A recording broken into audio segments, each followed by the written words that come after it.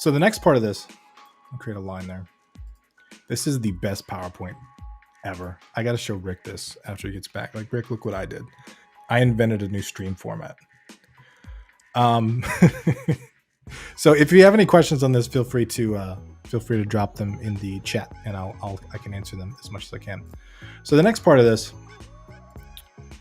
is variance. Okay, and so variance, easiest way to add variance.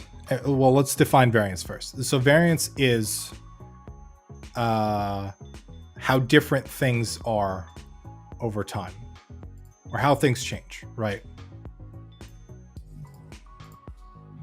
How things change over progression.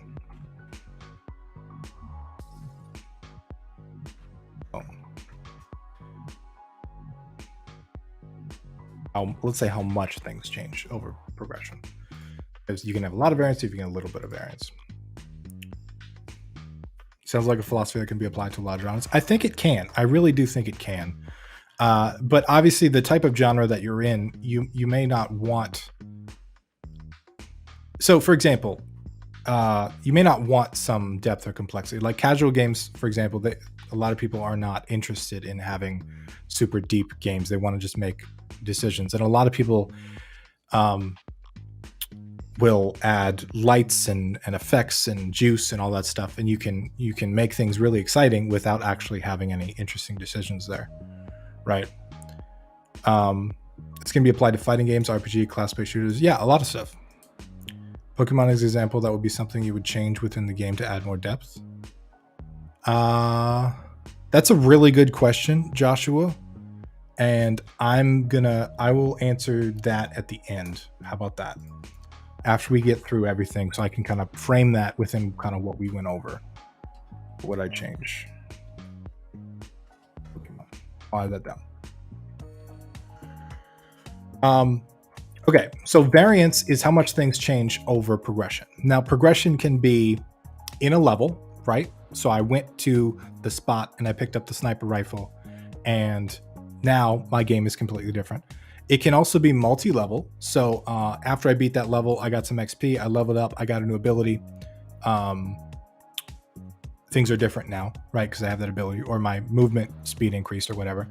But it can also be multi-run. So like in roguelites, this is really getting popular right now with a lot of procedurally generated game, is every time I do a run, the game is completely different because it procedurally generates, right? Battleborn Tactics demo incoming. I've been trying. Okay, listen, I want to mention Battleborn Tactics like 25 million times. Trust me, because I'm using all of this philosophy in my own game design. And I want to keep mentioning it because that's what I'm working on. But I know I don't want to jam it down people's throats. So I'm going to try to minimize Battleborn Tactics talk in this talk. But I am working on a strategy game called Battleborn Tactics, which you can search right now. It's got a demo out if you want to play it. So variance is important because even if you have depth and even if you have complexity, if you have minimal complexity and maximum depth, which is ideal, by the way, I think the ratio between depth and complexity is important, because if you have a lot of complexity and no depth, your game is going to be really confusing and hard to understand. If you have a lot of depth and very little complexity, people are going to be able to get into it very easily and play a really interesting game, and it's more likely to hook them. But variance is important because even if you have these two things, you don't have a replayable experience.